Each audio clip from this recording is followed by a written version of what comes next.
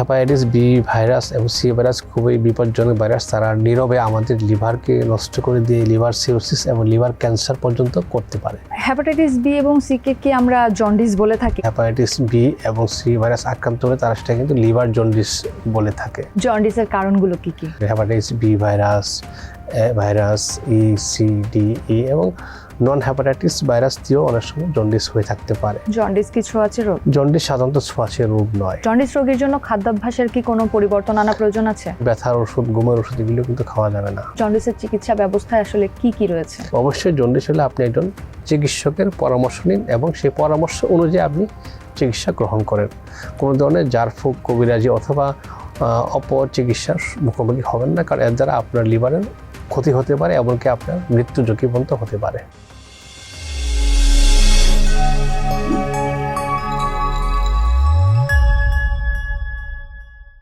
Viewers সবাইকে স্বাগত জানাচ্ছি অ্যানান্ডা প্রিয়েলসি প্রেজেন্টস টিভিএস ওয়েলনেসে। আপনাদের সঙ্গে আছি আমি রুবাইয়া আয়েশা।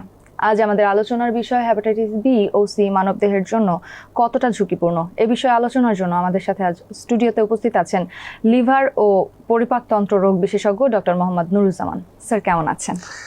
আলহামদুলিল্লাহ, আমি ভালো আছি, ধন্যবাদ আপনাকে। স্যার প্রথমেই জানতে চাইবো হেপাটাইটিস বি এবং সি আসলে কি? ধন্যবাদ আপনাকে। আসলে হেপাটাইটিস বি এবং সি হচ্ছে একটি ভাইরাস, যে ভাইরাসটি আমাদের লিভারে সাধারণত সংক্রমণ হয় এবং এই বি এবং সি ভাইরাস সংক্রমণের কারণে আমাদের শরীরে বিভিন্ন ধরনের প্রতিক্রিয়া দেখা দেয়। আচ্ছা, হেপাটাইটিস বি এবং সি কে কি আমরা জন্ডিস বলে থাকি আসলে? আমাদের সাধারণত আমাদের যে সমাজে যারা আমাদের চিকিৎসক নয়, সাধারণ মানুষজন কিন্তু আসলে হেপাটাইটিস বি এবং সি ভাইরাস আক্রান্ত হলে তারা সেটা কিন্তু লিভার জন্ডিস বলে থাকে, যে আমার লিভার জন্ডিস হয়েছে। আসলে হেপাটাইটিস বি এবং সি ভাইরাসে উনি আক্রান্ত। এমনিতে সাধারণভাবে আমরা কিন্তু জন্ডিস বলতে বুঝি হচ্ছে যে কারো যখন চোখ অথবা প্রস্রাব হলুদ হয়ে যায়, যেটা হচ্ছে রক্তে এক ধরনের উপাদান বিলিরুবিন বৃদ্ধি পাওয়ার কারণে যখন মানুষের চোখ এবং প্রস্রাব হলুদ আকার ধারণ করে, তখন সেটাই কিন্তু আমরা জন্ডিস বলে থাকি। আর এখন যেহেতু সাধারণ মানুষের ধারণা হচ্ছে যে যখন কারো এই জন্ডিসের পাশাপাশি কারো যদি লিভারে হেপাটাইটিস বি ভাইরাস অথবা সি ভাইরাস আক্রমণ করে, তখন তারা সেটাকে জন্ডিস বলে থাকে বা লিভার জন্ডিস বলে থাকে। জন্ডিসের কারণগুলো কি কি? জন্ডিস বিভিন্ন কারণে হয়ে থাকে। সাধারণত ইনফেকশনটাই মেইন, যেটা হচ্ছে হেপাটাইটিস ভাইরাসের কারণে, যে হেপাটাইটিস বি ভাইরাস, ভাইরাস ই, সি, ডি, ই এবং নন হেপাটাইটিস ভাইরাস দিয়েও অনেক সময় জন্ডিস হয়ে থাকতে পারে। তাছাড়া আরও কিছু ক্ষেত্রে দেখা যাচ্ছে যে বিভিন্ন ক্যান্সার, লিভার যদি কোনো ক্যান্সার আক্রান্ত হয় অথবা লিভারের পিত্তনালী, যেখান থেকে লিভারের বিলিরুবিনটা বের হয়, ট্রান্সমিট করে, সেই জায়গা যদি ব্লক হয়ে যায়, বিশেষ করে কোনো ক্যান্সার ব্লকেজের কারণে অথবা পিত্তনালীতে কোনো স্টোন তৈরি হলে, সেখানেও কিন্তু জন্ডিস হতে পারে। জন্ডিস কি ছোঁয়াচে রোগ? জন্ডিস সাধারণত ছোঁয়াচে রোগ নয়, তবে যে ভাইরাল যে বিষয়গুলি আছে, বিশেষ করে হেপাটাইটিস বি ভাইরাস, সি ভাইরাসগুলি কিন্তু আমাদের বিভিন্ন পদ্ধতিতে বা বিভিন্ন মাধ্যমে সেটা কিন্তু ট্রান্সমিট করতে পারে। বাট সরাসরি এরকম নয় যে কারো পাশাপাশি হাত ধরলে বা ছুঁলেই যে সেটা চলে যাবে, এরকম বিষয়টা এরকম নয়। বিভিন্ন মাধ্যমের মাধ্যমে সেটা একজন শরীর থেকে অন্যজনের শরীরে ট্রান্সফার হতে পারে। এবার একটু জানতে চাইবো জন্ডিস হলে কি কি পরীক্ষা করা প্রয়োজন?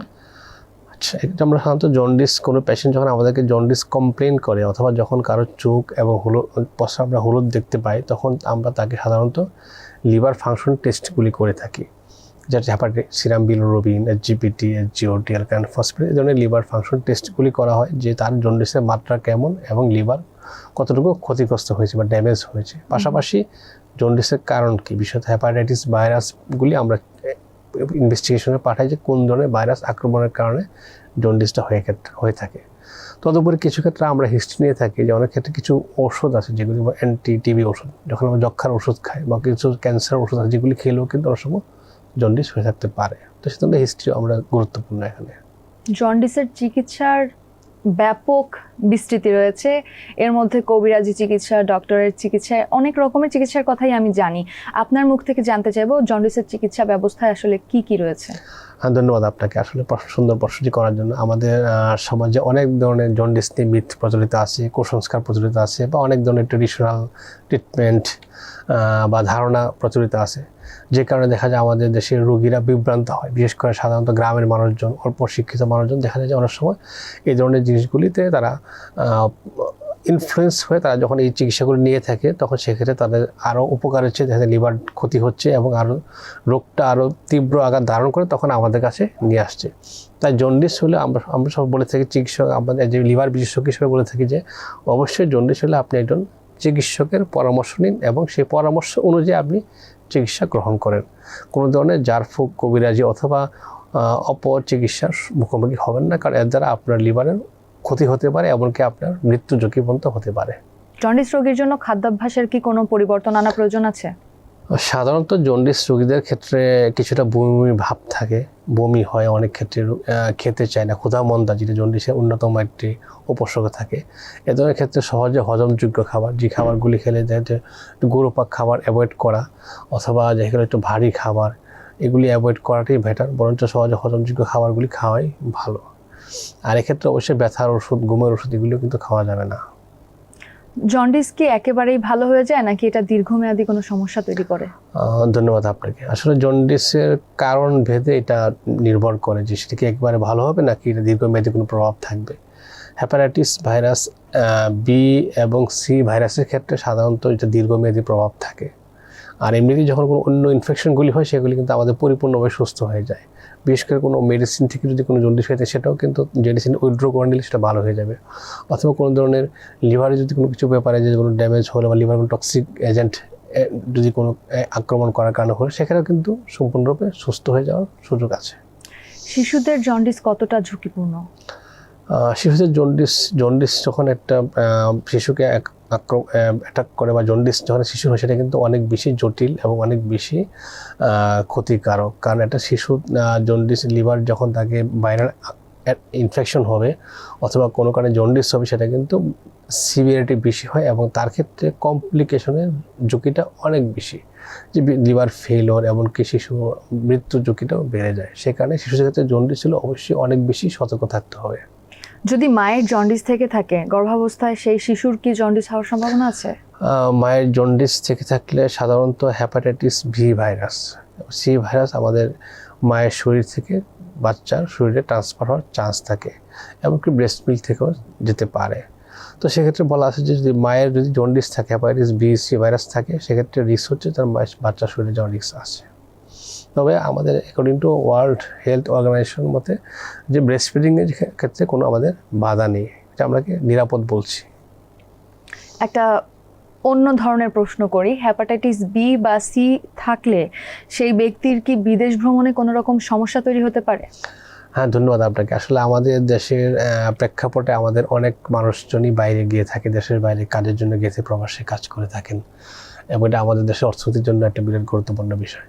তো এখানে একটা মাস পিপল যখন তারা আসে বিদেশে যাওয়ার জন্য এবং একটা মেডিকেল চেক আপ করে থাকে, যে বিদেশ যাওয়ার জন্য কিছু কিছু চেক আপ করতে হয়, তো সেখানে দেখা যায় যে আমাদের লিভার জন্ডিস যেটা বলে পরিচিত হ্যাপাটাইটিস বি ভাইরাস এবং সি ভাইরাস কিন্তু এর মধ্যে অন্তর্ভুক্ত।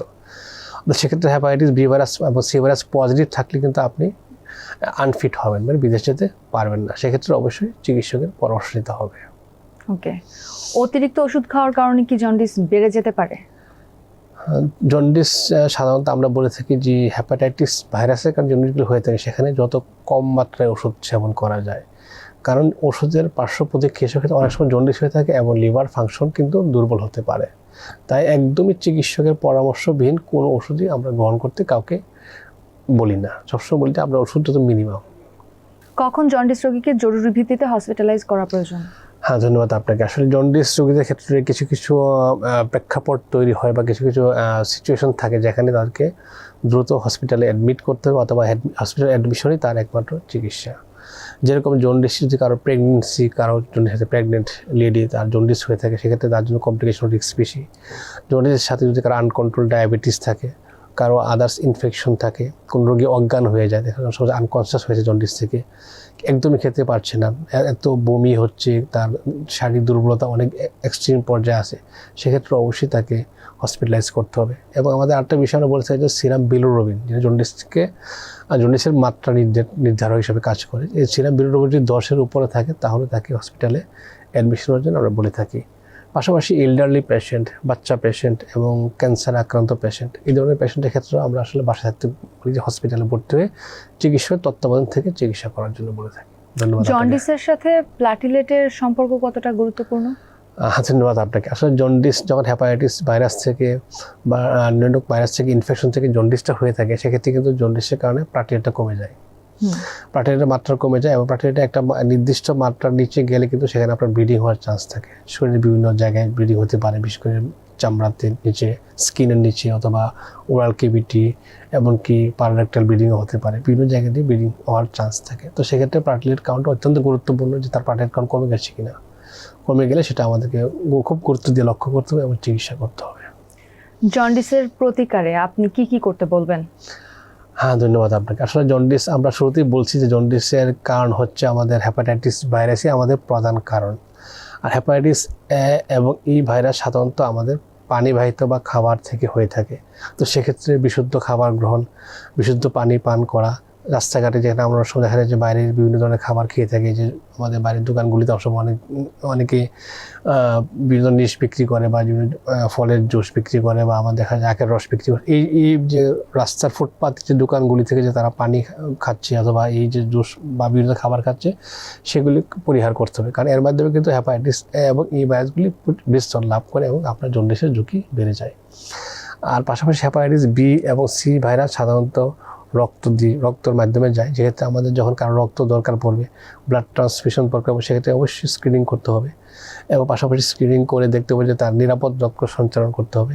এমনকি ইনস্ট্রুমেন্টেশন, বিশেষ করে সার্জারি করার ক্ষেত্রে, আমরা ডেন্টাল প্রসিডিওরের ক্ষেত্রে, এক্ষেত্রে অনেক ক্ষেত্রে দেখা যায় যে, এবং মেয়েদের ক্ষেত্রে যখন আমরা কান বা নাক প্রিক করি, সেসব ক্ষেত্রে কিন্তু খেয়াল করতে হবে যে তার এই যে ইনস্ট্রুমেন্টটা ইউজ করা হচ্ছে, যে সার্জিক্যাল ইনস্ট্রুমেন্ট, সেটা জীবাণুমুক্ত কিনা, স্টেরিলাইজড কিনা। কারণ এর মাধ্যমে কিন্তু একজন শরীর থেকে একজনের শরীরে জন্ডিস লিভার জীবাণু চলে যেতে পারে। এমনকি সেলুনের চুল কাটার সময়, শেভ করার সময় এরকম। তার মানে আপনি বলতে চাচ্ছেন যে পার্লারে গিয়েও সতর্ক থাকা উচিত, যে ডিভাইসটা ব্যবহার করছে সেটা যেন জীবাণুমুক্ত থাকে, স্টেরিলাইজ থাকে, এটা এনশিওর করতে হবে। কারণ না হলে কিন্তু ওর মাধ্যমে আপনার শরীরে এই ভাইরাসটা, এবং এটা ছাড়াও অন্যান্য ভাইরাসও আক্রমণ করতে পারে। তো সেক্ষেত্রে, এবং আরেকটা বিষয় হচ্ছে যে আমরা জানি যে হেপাটাইটিস বি ভাইরাসের ক্ষেত্রে কিন্তু টিকা বিদ্যমান, যে ভ্যাকসিন দেওয়া যায়। তো আমাদের বাংলাদেশে কিন্তু অলরেডি এপিআই শিডিউলে মানে সার্বজনীন হেপাটাইটিস বি ভাইরাসের ভ্যাকসিন দেওয়া হয়ে থাকে। যদি ভ্যাকসিন নেওয়া থাকে তো গুড, আর যদি কেউ না নিয়ে থাকে সেটা চেক করে জানতে পারেন যে ওনার শরীরে কি ভ্যাকসিন দেওয়া আছে কি নাই, বা সেটা প্রোটেক্টিভ কিনা, সেক্ষেত্রে উনি ভ্যাকসিন নিয়ে নিতে পারেন। আমরা অনুষ্ঠানের প্রায় শেষের দিকে, তবু আমি আপনার কাছে আরেকটা প্রশ্ন জানতে চাইবো। যারা ধরেন ছোটবেলা থেকেই টিকা দিচ্ছে, হেপাটাইটিস বি এর যে কটা টিকা, সেই কটা তার নেওয়া হয়ে গেছে, তারপরে সে জানতে পারলো যে তার শরীরে জন্ডিসের লক্ষণ আছে, তখন তার কি করা উচিত? হ্যাঁ, ধন্যবাদ আপনাকে। আসলে হেপাটাইটিস বি ভাইরাসের ভ্যাকসিনটা শুধুমাত্র হেপাটাইটিস বি ভাইরাসকে প্রিভেন্ট করে, কিন্তু জন্ডিস কিন্তু বিভিন্ন আরও অনেকগুলি ভাইরাস থেকে হতে পারে। তো সেক্ষেত্রে প্রথমে আমরা দেখব যে অন্য ভাইরাসগুলি তার শরীরে আছে কিনা। আর এটা যদি অন্য কোনো ভাইরাস থাকে, সেটার এগেনস্টে চিকিৎসা প্রয়োগ করলে উনি সুস্থ হয়ে যাবেন। আর যদি এরকম হয়ে থাকে যে উনি ভ্যাকসিন নিয়েছিলেন আগে, বাট উনি জানেন না যে ওনার ভ্যাকসিনটা ওনার শরীরে ইফেক্টিভ আছে কিনা, যে এই মুহূর্তে অ্যাক্টিভ আছে কিনা, প্রোটেক্টিভ কিনা। কারণ অনেক সময় এরকম হয়, আমরা ভ্যাকসিন নিয়ে থাকি কিন্তু আমাদের শরীরে সেটা ইমিউনিটি তৈরি করে না। ইমিউনিটি যদি না করে থাকে, সেক্ষেত্রে আপনাকে ওই ভাইরাসটাও অ্যাটাক করতে পারে। এই জন্য আমরা ফুল প্যানেলি একটা ইনভেস্টিগেশন করে আগে দেখি যে সেটা কোন ভাইরাস থেকে হয়েছে বা কোন কারণ থেকে হয়েছে, এবং সেই অনুযায়ী তাকে চিকিৎসা দিয়ে থাকি। ধন্যবাদ। আমরা অনুষ্ঠানের প্রায় শেষের দিকে যাবার আগে ছোট্ট করে একটু আমাদের দর্শকের উদ্দেশ্যে বলে যাবেন যে হেপাটাইটিস বি প্রতিরোধে তাদের কি কি করা উচিত, এবং তাদের জন্য ছোট্ট একটা পরামর্শ দিয়ে যাবেন। ধন্যবাদ দর্শকদের জন্য। আসলে হেপাটাইটিস বি ভাইরাস এবং সি ভাইরাস খুবই বিপজ্জনক ভাইরাস। তারা নীরবে আমাদের লিভারকে নষ্ট করে দিয়ে লিভার সিরোসিস এবং লিভার ক্যান্সার পর্যন্ত করতে পারে। তো সেক্ষেত্রে অবশ্যই প্রত্যেককে বলবো যে আপনারা হেপাটাইটিস বি ভাইরাস এবং সি ভাইরাস স্ক্রিন করতে হবে, যে তার জীবনদশা সিস্টেম স্ক্রিন করবেন, এবং সেই অনুযায়ী কারণ যদি নেগেটিভ থাকে বি ভাইরাস এগেইনস্টে ভ্যাকসিন নিতে হবে, অথবা পজিটিভ হলে লিভার বিশেষজ্ঞ চিকিৎসকের পরামর্শ নেবেন, যাতে আপনার লিভারটা ভালো থাকে।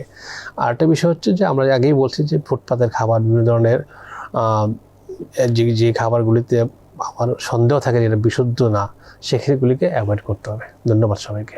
অসংখ্য ধন্যবাদ আমাদেরকে স্টুডিওতে সময় দেওয়ার জন্য। ভিউয়ার্স, এই ছিল টিভিএস ওয়েলনেসে আমাদের আজকের আয়োজন। দেখা হবে পরবর্তী পর্বে। সেই পর্যন্ত সবাই ভালো থাকুন, সুস্থ থাকুন, বিশুদ্ধ পানি পান করুন, নিরাপদ খাদ্য গ্রহণ করুন, নিরাপদে রক্ত গ্রহণ এবং প্রদান করুন। আল্লাহ হাফেজ।